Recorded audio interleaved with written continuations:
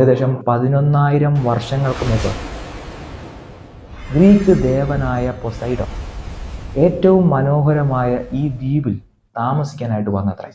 അന്ന് അവിടെ താമസിച്ചിരുന്ന ക്ലൈറ്റോ എന്ന സുന്ദരിയായിട്ടുള്ള സ്ത്രീയെ അദ്ദേഹം വിവാഹം കഴിക്കുകയാണ്. ആ സ്ത്രീയിൽ അദ്ദേഹത്തിന് 5 ജോഡി ഇരട്ട കുട്ടികൾ ജനിക്കുന്നു.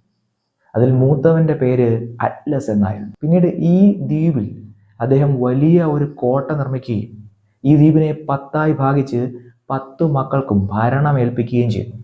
ഈ പ്രവിശ്യയുടെ എല്ലാത്തിൻ്റെയും നാഥനായിരുന്നത് അറ്റ്ലസ് ആയിരുന്നു. ഈ അറ്റ്ലസിന്റെ പേരിൽ നിന്നാണ് ആ ദ്വീപിന് പിന്നീട് അറ്റ്ലാന്റിസ് എന്ന പേര് വന്നതും അതിന് ചുറ്റുമുള്ള സമുദ്രത്തിന് അറ്റ്ലാന്റിക് എന്ന പേര് വന്നതുമെന്നാണ് വിശ്വാസം.